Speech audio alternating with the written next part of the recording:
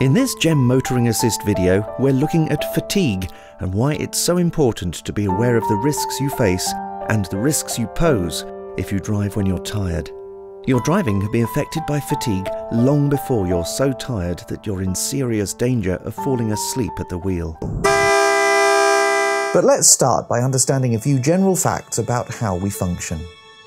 We have an inbuilt body clock in the brain, coordinating daily cycles which are known as circadian rhythms. Our body clock programs us to feel very sleepy between 3 AM and 5 AM and to experience another dip in alertness between 2 PM and 4 PM.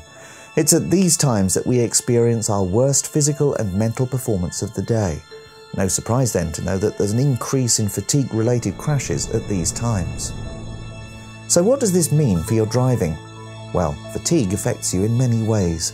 The most obvious early symptom is a reduction in your ability to concentrate and focus on what's going on around you. It will take you longer to get to grips with information which you would interpret immediately when fully alert. For example, you could find yourself spending some while simply staring at a road sign, or worse, a hazard ahead, without being able to interpret the message it's offering, and therefore being able to react promptly. You may also find, especially on a long, dull motorway journey, that you may be drifting out of your lane and finding it quite difficult to stay within the markings of the lane you're using. You may think you're going at a constant speed, but it's a common trait among fatigued drivers to change speed more frequently and for no good reason. You may also find yourself fidgeting in your seat in an attempt to wake up a bit. The result, fatigue, is reckoned to be a cause of a large number of single vehicle collisions involving a car hitting a tree or other rigid object, and severe head-on collisions. Many fatigue-related collisions occur because of the urge to press on, the desire to get to where you're going without factoring in how long the journey will be or what sort of shape you'll be in to make it. Here are our tips for minimizing the dangers fatigue can bring. Make sure you get plenty of sleep before a long journey.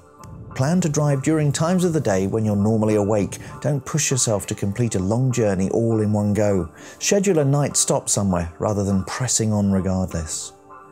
Avoid driving during times when you know you'll be at your most drowsy. It makes sense to take a break after lunch and to be asleep between midnight and 6 AM. If you're on a long journey, the Highway Code advises you take a 15-minute break every 2 hours as a bare minimum. If you're tired, take more frequent breaks. And make sure they're proper breaks too. Get out of the car, stretch a bit, do a little exercise, and, if you can, have a short nap if it's safe to do so.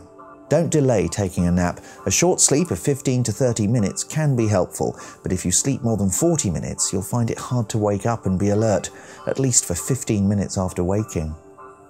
Avoid heavy meals on journeys, especially at lunchtime, as these can exacerbate sleepiness in the afternoon. Drinks with a caffeine content can help you stay alert, but remember, their effects are not instant. Research shows that taking a caffeinated drink followed by a 20-minute nap appears to be the best short-term measure for combating fatigue. But remember, it's no more than a temporary fix. Make sure you're not taking any medications that could make you drowsy. Travel sickness tablets and some cold remedies are examples of drugs that can cause drowsiness. If possible, of course, share the driving. Finally, please bear in mind that the advice offered here for dealing with fatigue constitutes little more than emergency measures to ensure you can reach a rest stop in safety. And remember, the symptoms will just return if you don't have the opportunity for proper quality rest. There is no substitute for being well rested before a journey.